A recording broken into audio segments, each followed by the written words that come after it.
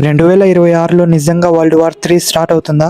America, India, China, Russia లాంటి powerful countries ఈ వార్కి reason అవుతాయా?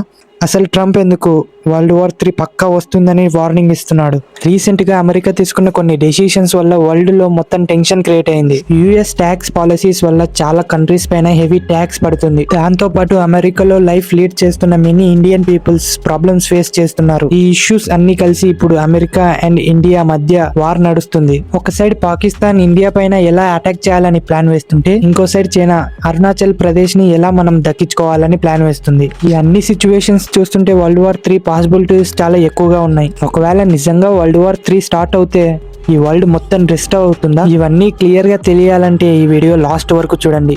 జస్ట్ చూడటం మాత్రమే కాదు, ఈ కంటెంట్ గురించి అందరికీ అవేర్నెస్ ఉండాలి. మనకెందుకులే అని స్కిప్ చేయకుండా మీ ఫ్రెండ్స్ అండ్ ఫ్యామిలీ మెంబర్స్ కి ఈ వీడియో షేర్ చేయండి. సో వీడియో చాలా ఇంట్రెస్టింగ్ గా ఉంటుంది. స్కిప్ చేయకుండా లాస్ట్ వరకు చూడండి. ఇంకా లేట్ చేయకుండా వీడియో స్టార్ట్ చేద్దాం.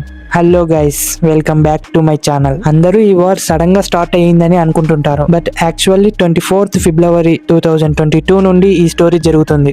రష్యా ఉక్రెయిన్ ని కంట్రోల్ లోకి తీసుకోవాలని ట్రై చేసింది. అది ఫెయిల్ అవ్వడంతో డైరెక్ట్ గా వార్ డిక్లేర్ చేసింది. రష్యా హ్యూజ్ ఆర్మీతో, ట్యాంక్స్, వెపన్స్ తో ఉక్రెయిన్ పైన అటాక్ చేసింది. ఇది ఒక్క సిటీ మీద కాదు, మల్టీ సిటీస్ మీద అటాక్ జరిగాయి. హ్యూజ్ డిస్ట్రక్షన్ జరిగాయి. ఈ వార్ వరల్డ్ మొత్తాన్ని షాక్ లోకి వెళ్లేలా చేసింది. ప్రొటెక్ట్స్ జరిగాయి, బట్ ట్రూ ఏంటంటే ఉక్రెయిన్ దగ్గర రష్యన్ ని ఫేస్ చేయగలంత పవర్ లేదు. వరల్డ్ కంట్రీస్ అన్ని ఈ అటాక్ ని ఖండించాయి. యుఎస్ఏ, యూరోప్, యూకే, జపాన్ లాంటి కంట్రీస్ డైరెక్ట్ గా వార్ లోకి దిగలేదు, కానీ ఉక్రెయిన్ కి మాత్రం వెపన్ సపోర్ట్ అయితే ఇస్తున్నాయి. అప్పటికే జరగాల్సిన నష్టం జరిగిపోయింది. ఈ వార్ తో రష్యా వరల్డ్ కి ఒక డేంజరస్ కంట్రీ లాగా కనిపిస్తుంది.